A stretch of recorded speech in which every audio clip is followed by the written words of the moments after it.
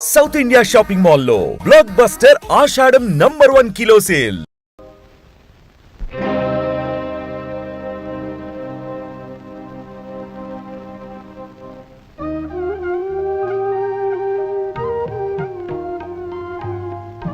ఏమ్మా ఈ విధంగా నీ జీవితం తాకట్టు పెట్టి నన్ను రుణవిముక్తిని చేశావా?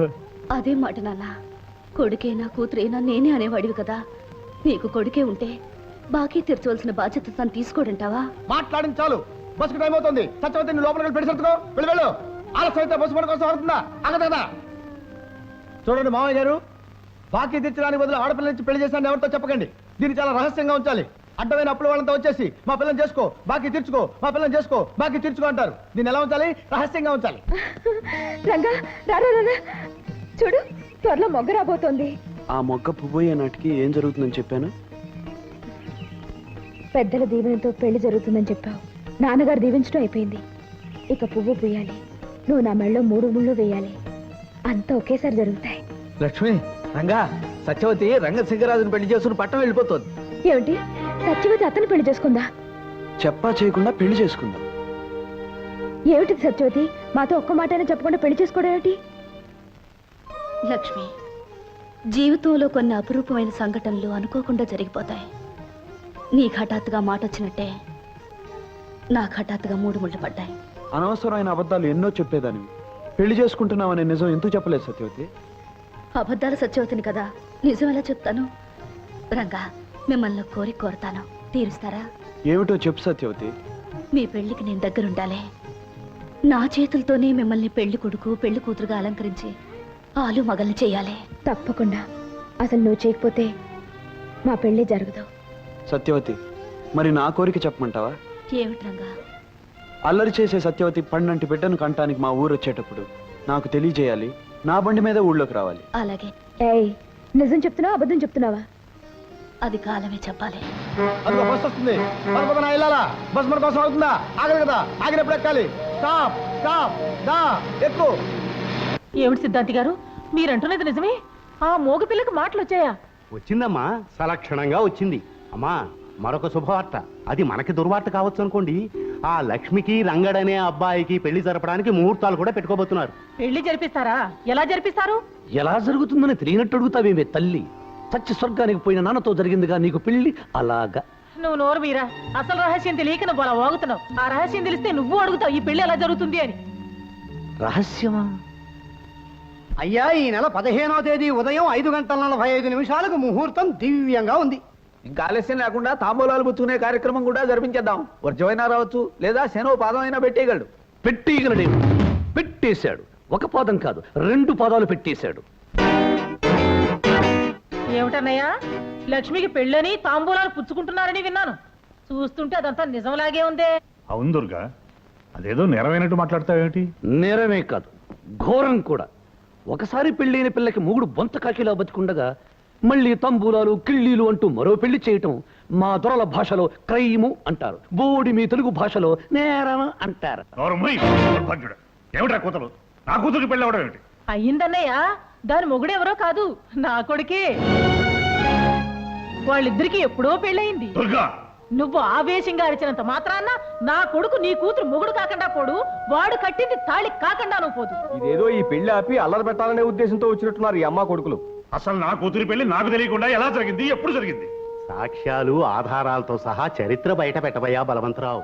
ఆ తర్వాత 10 మంది న్యాయం అడగొచ్చు. మంచి ముక్క చెప్పారు సిద్ధాంతి గారు. పెట్టించు మా పంచాయతీ. జరిగిందంతా మేము మిగతా పెద్దలు అంతా విన్నాం. బలవంతరావు లక్ష్మిని తన పెళ్ళాం అంటున్నాడు. ఇందుకు నువ్వేమంటావయ్యా మునసబు? అబద్ధం అంటాను. కన్నవాడిని, చిన్నప్పటి నుంచి నా బిడ్డని పెంచిన వాడిని, నాకు తెలియకుండా నా బిడ్డతో వాడికి పెళ్లిలా జరుగుతుంది. జరిగిందంటే అందుకు సాక్ష్యం ఏమిటి? సాక్ష్యం సాక్ష్యం అని చిందులు తొక్కకు మావా. ముఖ్యమైన సాక్ష్యం ముందుకొస్తే నీ నోట మాట రాదు. ఎవరా ముఖ్యమైన సాక్షి? ఎవరా? లక్ష్మిని కన్నమ్మ, నీకు ఇల్లాలుగా ఉన్నమ్మ, నాకు అత్తమ్మ, అన్న పూర్ణమ్మ. ఏమిటన్నయ్య అలా తెల్లమొహం వేస్తావు? నిజమేమిటో నీ పెళ్ళాన్ని చెప్పమాను. ఏమిటి పూర్ణ? వాడు చెప్పే అబద్ధానికి నువ్వు సాక్ష్యం అంటాడేమిటి? చెప్పు పూర్ణ, ఇదంతా అబద్ధం అని చెప్పు. ఏం అన్నపూర్ణమ్మ గారు, బలవంతరావు చెప్పేది నిజమా? అతను చెప్పింది నిజమే. నా కూతురు లక్ష్మికి అతనికి పెళ్లి జరిగింది.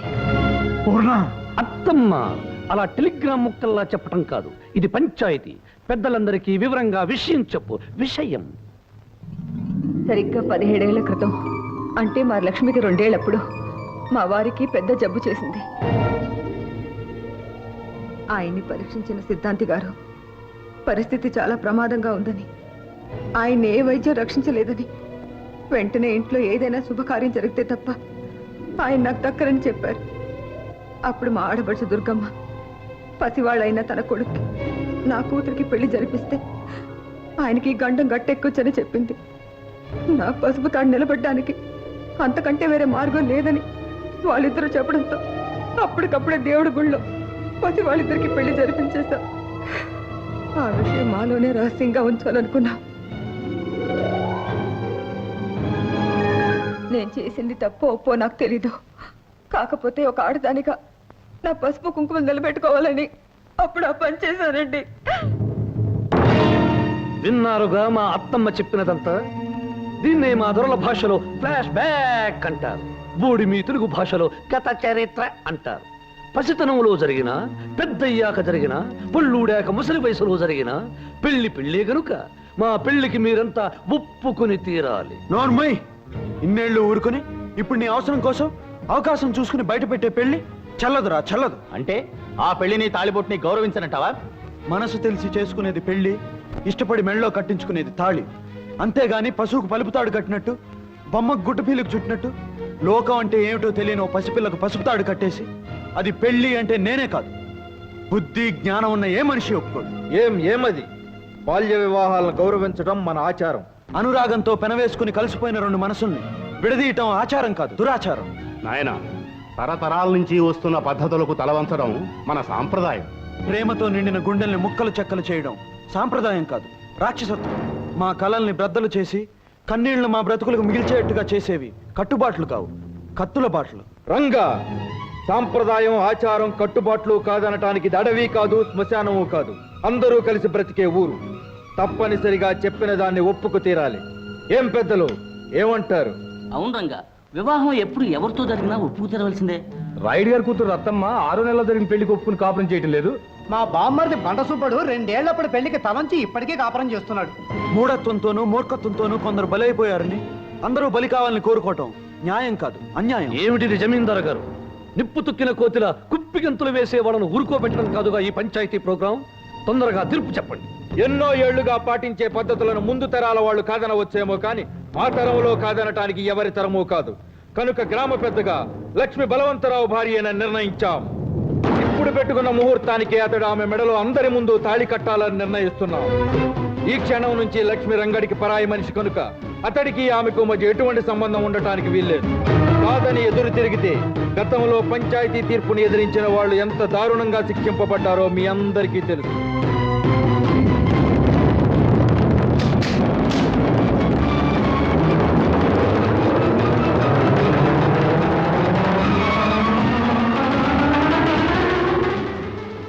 మామ, విన్నారుగా? దీన్నే మా దొరల భాషలో ముద్దుగా జడ్జిమెంట్ అంటారు, బోడి మీ తెలుగులో తీర్పు అంటారు. అదే ముహూర్తానికి పందిళ్లు వేయించి, పిండి వంటలు చేయించి, మేళ తాళాలు పెట్టించు మావా, నేను కడతాను తాళి. దౌర్భాగ్యుడా, లక్ష్మి నా కన్న కూతురురా. దాని బతుకు విషయంలో లోకమంతా ఏకమై తీర్పిచ్చిన నేను ఒప్పుకోనురా. కళ్ళల్లో పెట్టుకుని పెంచుకున్న నా కన్న కూతురు నీలాంటి నీచుడికి ఇల్లాలు అనిపించుకోవడం కంటే భర్త పోయిన దురదృష్టవంతులు అనిపించుకోవడం మంచిదిరా. అందుకేరా ఇలాంటి రాక్షసుడి చేతిలో దాని బతుకు నాశనం కాకుండా కాపాడుకుంటాను. నేను నరికేస్తాను రా, నరికేస్తాను.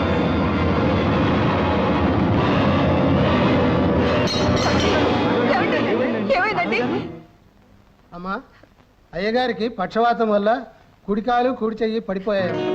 ఆ తైలాన్ని గనక 2 పూట్ల మర్దన చేస్తే కొంతకాలానికి గుణం కనిపించదు. నేను వస్తానమ్మా.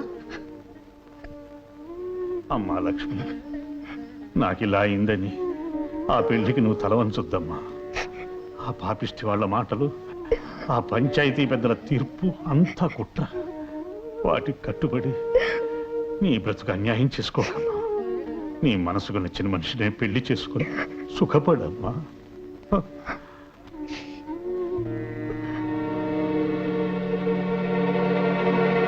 వస్తే లక్ష్మి లక్ష్మి, మీ నాన్న ఏదో చెప్పాడని నువ్వు బరిదిగిస్తే ఎంత ఘోరమైనా జరగచ్చు. చిన్నప్పుడు పెళ్లి కాదనందుకి కాలు చెయ్యి పడిపోయింది. నువ్వు ఇంకో పెళ్లికి సిద్ధపడితే మీ నాన్న ప్రాణాలే దక్కో. చిన్నప్పుడు పెళ్లి కాదనందుకి కాలు చెయ్యి పడిపోయింది. నువ్వు ఇంకో పెళ్లికి సిద్ధపడితే మీ నాన్న ప్రాణాలే దక్కో.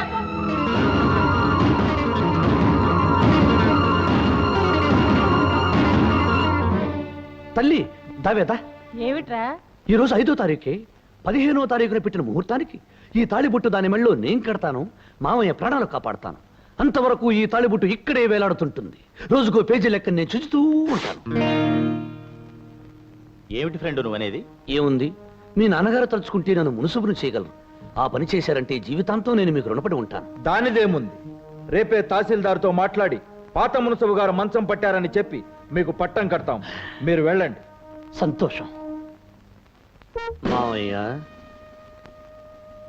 మాజీ మునుసుబైన నువ్వు మంచాన పడ్డ కారణాన నీ కర్రా కండువా తీసుకుని నేను కొత్త మునుసుబయ్యే శుభ సందర్భాన నీకు కాలు చెయ్యి లేదు గనుక నోటితో ఆశీర్వదించు మావయ్య. భ్రష్టుడా!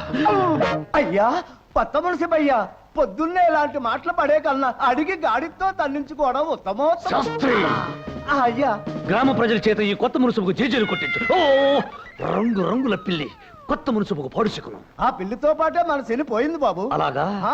అయితే బయలుదేరు. ఎక్కడికి రా బయలుదేరా? ఓ, ఇందాక నల్ల పిల్లి, ఇప్పుడు విధవ తల్లి. ఇలాగే బల్లి పిల్లి నల్లి దరిద్ర శకునాలు ఎదురవుతుంటే మనం ఎలాగరా బయలుదేరేది? అయ్యా మంచి శకునం మనకు ఎదురు కాకపోతే మనమే మంచి శకునాన్ని వెతుక్కుంటూ పోవడం ఉత్తమోత్తమం. అలాగేనంటావా శాస్త్రి? సరి సరి. పద పద పద పద.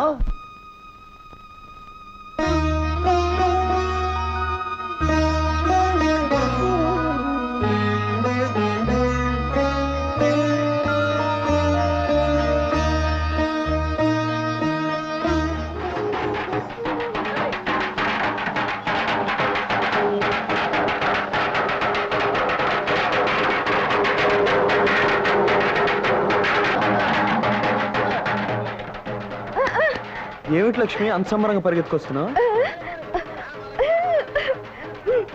ఏమిటి సంగతి? డప్పులు చప్పుడా, పెళ్లి బాజాలా?